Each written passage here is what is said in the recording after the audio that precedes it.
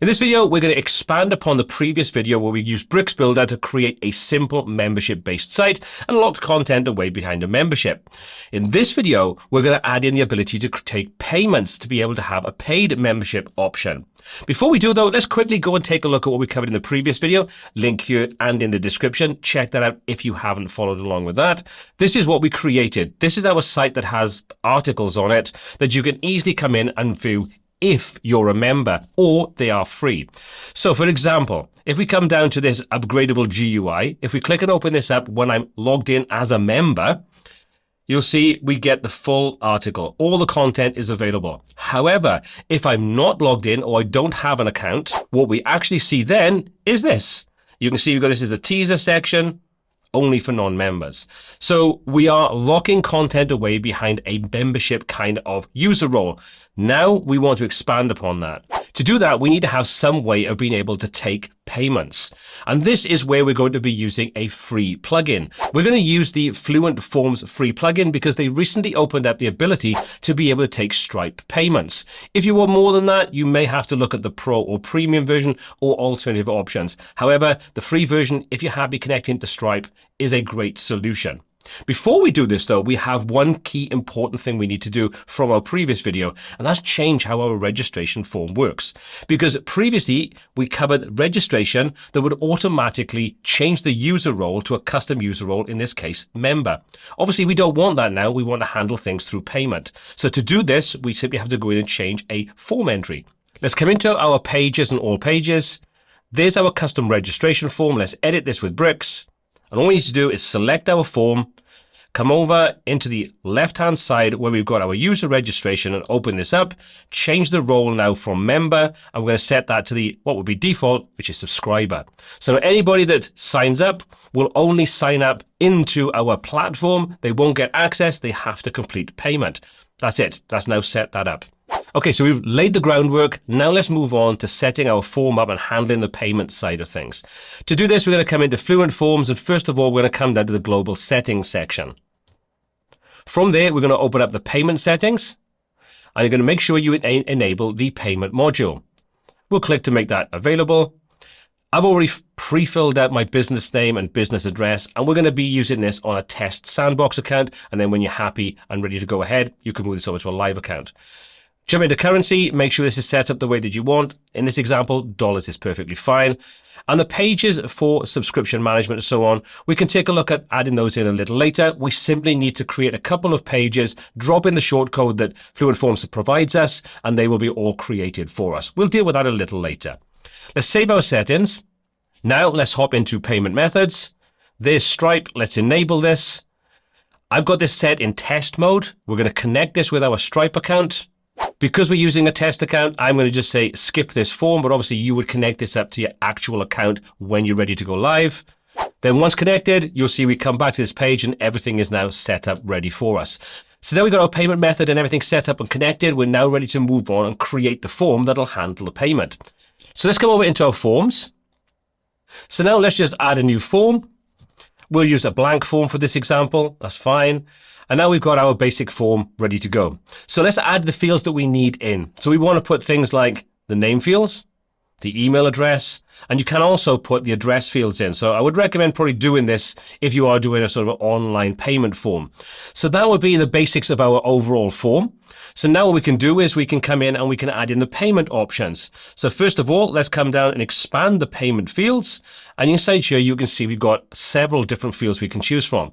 First thing, and most importantly, is we want to pop in the payment item. This is going to be the price of the item. So we can click on this and we can edit this. So we're going to change this from payment item to premium membership. $10 is perfectly fine for this example. It's just a demonstration. Let's come back to our input fields. Now what we can do is we can add in a payment summary if we want to, a payment method. We'll need to. So let's add the payment method, add the summary in, and we'll just basically leave those as they are. They're perfectly fine. Come down to our submit form and change that to something that makes more sense. We'll pop in purchase membership and we'll save our form. So now we've got all the basic elements that we need to be able to handle the payment side of things. So let's go and rename this form so it makes a bit more sense. There we go. Click on rename. And now we can jump over into the settings and integrations and configure things. So inside here, there's a lot of different options, many of which you probably don't need to change, but if you want to change them to configure things the way that you want to work, you absolutely can do. For example, your confirmation type, do you want to stay on the same page, move over to a dedicated page, go to a custom URL, and so on. You can handle this however you want to. I'm going to keep this super simple, just remove this little message here, change this over, and we're going to leave that as it is. But like I say, handle this however you want after they've actually paid and they've come back over. We'll leave everything else as it is there. Some of these options are for the pro version. So we'll save our settings. We'll come into payment settings now. And inside here, we can configure how the payment settings are going to work and any information we want to pass over via our form. You can see transaction type, products or service. That's exactly what we're doing. And then we can map the various different fields that we've included in our form. So our customer email, we'll choose email. Customer name, choose from the drop down, and from here now we've got the input options, which are basically the fields inside our form. So let's say we'll pop in the name. You could do first name, last name. So we'll do that. First name, space, last name. So we've got the full name, and then the address. We'll choose the address option, and that's now mapped everything for us. So that's the basics of this done. Now we'll hit save settings. If you want to set up email notifications and all those kinds of things, you absolutely can do, and I would recommend it when you're dealing with anything to do with payments. So that's the basics of our payment side of things configured. But at the moment, this isn't going to do anything to update our user role to a member once the payment is completed. So to handle that, we're going to be using a code snippet created by my good friend Taylor Drayson from the Snippet Club, who's also behind the support and so on inside Fluent community. So this guy knows his stuff, and I would recommend you check out the full article, which will go into more detail than I'm going to do when I show you how to use this code snippet. It'll give you a better understanding of how it all works. So thank you, Taylor, for taking the time out after we had a conversation of the day to actually create this for me. Okay, so this gives you the full breakdown. Now, the most important thing here to understand is what's going on behind the scenes. There are certain webhooks that are used inside Fluent Forms when you connect this up to a payment gateway. For example, it says the status based upon what happens when that payment is processed. Did it fail? Did it complete? Those kinds of things. So you can see there's a selection of different options here. What we want is the paid option. So providing paid is met, then this action or function will trigger. Otherwise, it won't. So everything else here won't affect it. As you can see, this gives you information about how it works. So it monitors for the transaction status change, check if it's been set to paid, verify the submission contains a valid user ID. This is why you have to be logged in.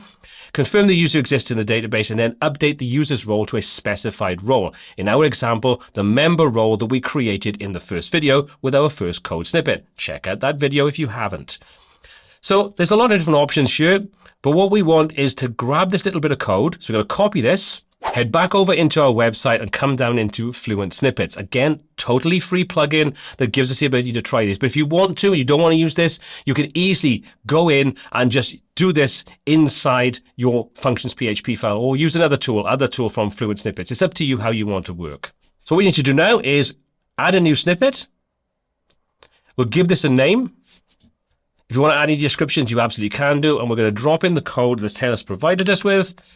There's one thing we need to change inside here, and that's this section on line 23 currently.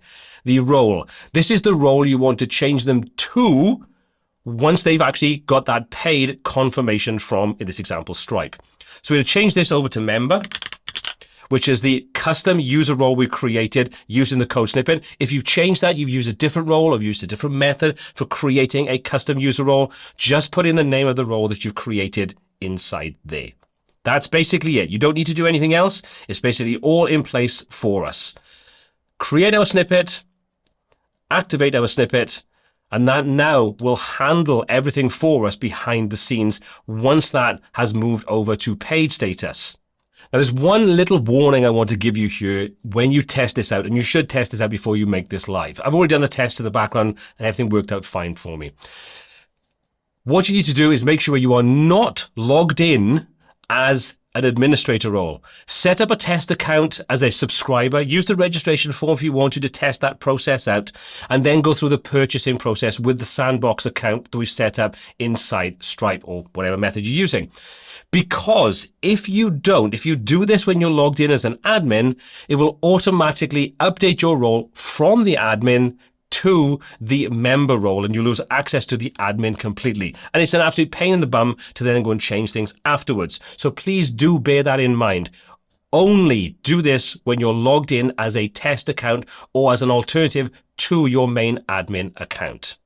Okay, so with that warning out of the way, let's now go and create the page that's going to hold our actual purchase form, and then we'll take a look at the other pages we're going to create afterwards. So let's come into our pages, add a new page, give it a name, publish this, and you can then edit this with bricks to make sure that it falls in line with your design. We'll add a section in with a container, and all we need to do now is search for the shortcode.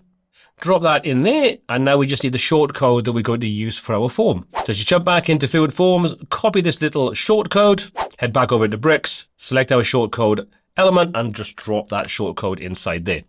And there's our form. Let's save this and test it. And you see, there's our form looking much nicer on the front end side of things. You can see there's our card details, so we can drop in the card details, our details. You can see there's the subscription details, tell us exactly how much it is, the pricing overview and so on. So all those options are here for us. Now, like I've said, we want to make sure that only logged in users can access this and not anybody. So to do that, let's come back in. We'll select our shortcode and we're going to come into our conditions and we're going to add a condition. So we're going to say is user login is equal to logged in. So now we've got that basic setup. You could also add additional conditions in here. For example, let's say that you wanted to make sure that the user was both logged in and not a member to be able to see this. Well, you could add a condition, for example, that checks against their user role. So you could say the user role is not member. So now you can say that the user has to be logged in and they're not a member to be able to see this. If they are a member, obviously it won't show up. So you can get as creative as you want to or need to here, and you can add more conditions inside you to check if a user is logged in, logged out, what role they've got, different messages that will be displayed based upon different conditions. You get the idea. Don't look into too much detail here because we could just spend an hour just playing around with this side of things. So we now have our form, our payment and everything all set up, conditions to have to be logged in to be able to see it, checking against the user role, those kinds of things. So the final thing we want to do now is create those 2 pages that we need for our form to handle things like our payment details after we made a payment and so on. So let's come back into our dashboard, into Fluent Forms and choose the global settings option. Inside here, let's open up our payment settings and come into our pages and subscription management. So we need to select pages, but we need to also grab these little shortcodes and use those. So let's just keep this super simple. Let's grab this first one, which is going to be for our payment management. We'll copy that. We'll create a new page, give it a name, publish it, and edit this with bricks. Again, we're keeping this really, really simple. Going to add a simple structure in, and we're going to select this and add in the shortcode option. There we go. Select it and drop our shortcode in. Hit save. Come back out. Create another new page. Call this one payment receipt. Publish. Edit with bricks. Basically do the same thing again. Our section. Add in shortcode. Grab the little shortcode from Fluent Forms, copy that from here, and paste it into your shortcode, and hit save. And now simply map those pages. So let's select our pages. This is the payment management. This is the payment receipt. Save our changes, and those pages are now created with the shortcodes in place. So now we put everything in place. I've added a couple of links into the navigation at the top, and now you can see if we want to go in and purchase our membership, that'll take us into the membership option so we can purchase this. Again, like I said, set your conditions up to show, hide this as you need to. User registration, our simple original form, which will allow them to set themselves up as a basic subscriber, and then if they want to upgrade to the purchase membership, they absolutely can do. So now we've seen how to handle all this side of things. That's basically wrapping up these 2 different videos. If you want to check out the first one, the link is here. All the applicable links are in the description down below. My name is Paul C. This is WPTuts, and until next time, take care.